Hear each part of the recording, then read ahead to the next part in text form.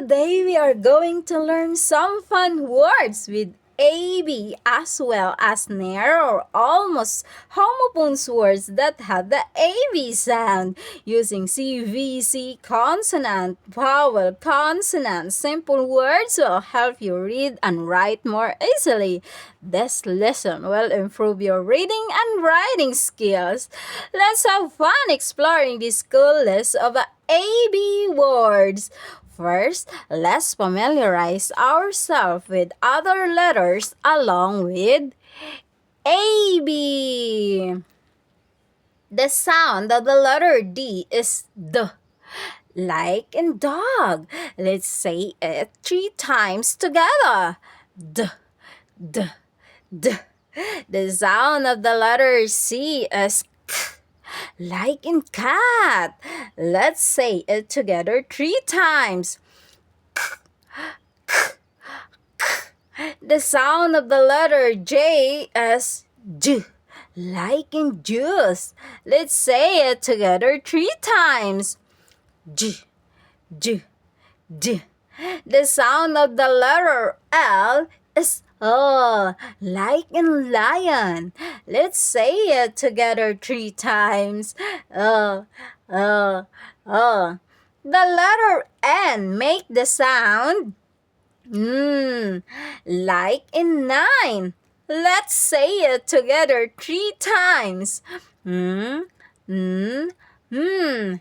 sound of the letter T is T, like in tiger. Let's say it together 3 times. T, T, T. The letter A make the sound A, as in ant, and the letter B make the sound B, as in ball. When we put A and B together, it make the sound B, ab, ab. Let's practice blending the sound of letter A and B. A, B, ab, ab. To make it easier, just imagine A as in ant and B as in ball, which together make the sound ab. The ant and the ball are above the table. Your keyword for AB is abab, abab, abab, making the sound ab, ab, ab. Let's read some CVC words that include AB. Always remember, your keyword are ant and a ball, and they are above the table. Above, above, above. The words above the table make the sound ab, ab, ab. Let's read together. O, ab, lab, lab, lab. Ta, ab, tab, tab, tab. Ab, nab, nab, nab. Ab, ab, cab, cab. Job, job, job, job. Dub, dub, dub, dub. Here are some near or almost homophones words. They sound similar but are not spelled exactly the same. They are not exactly a homophones. CAB and CUB will be read as cab. A cab is a taxi. A car is driver you pay to take you where you need to go. Picture this. This cab is pulling up. This keyword will help you imagine of the letter A. Every time you spell cab, imagine the taxi is pulling up and making the shape of letter A. So to spell cab, you write C-A-B. B. Cub. A baby lion is called a lion cub. How to spell cub? Listen to the vowel sound and picture out an image. Imagine a little cub is so sleepy and yawning, and he say, "Oh."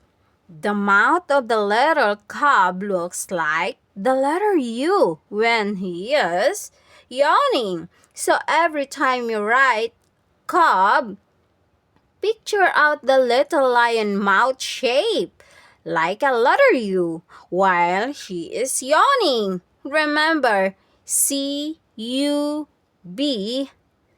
spelled and read as cub. T-A-B and T-U-B are pronounced the same as tub. Tab refers to a tablet. Just imagine an Apple or Android tablet. Every time you write the word tab, picture the Apple logo printed on it. The vowel sound in tab is letter A.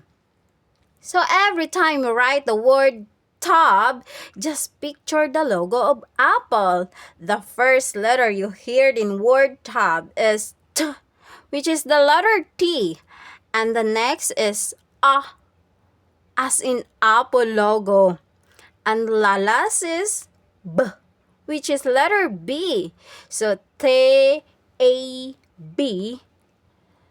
is tab. You spelled it T-A-B and pronounce it tab. This picture shows as tub. A tub is a container used for holding water in which a person or animals may bathe. Imagine the shape of the tub is like a letter U. So every time you write the word tub, just picture out the shape of bathing tub. The first sound you hear in words tub is T, sound of the letter T. Next is U sound, like the shape of tub, similar to letter U. And the last sound is B, sound of the letter B. It is spelled T-U-B, but read as tub. When you do a job on something, you punch and push quickly. Imagine a punching glove hitting a bag. The shape of the bag and the gloves together can look like a letter A. The first letter you hear is J, as in letter J, and the next letter you heard is the letter A, can be looks like a punching bag and a gloves, and the last sound of the letter you heard is B, as in the letter B. J-A-B is spelled as job, and you read it job. Every one of us has a job. Your job is to learn and study more. My job is to create something new and easiest way of learning materials for you. You heard it. This baker is making your favorite donut. Every time you write the word job, imagine the shape of donuts, which looks like the letter O. You hear the first sound is J, like the letter J. Next is the O sound, like the shape of a donut. And finally, the B sound at the end, like a letter B. J-O-B.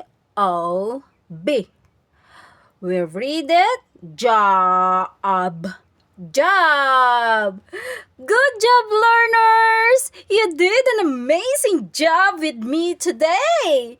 If you are enjoying this video, please subscribe to my channels! And don't forget to click the notification bell icon to get more notification. See you in my next video! Thank you for watching!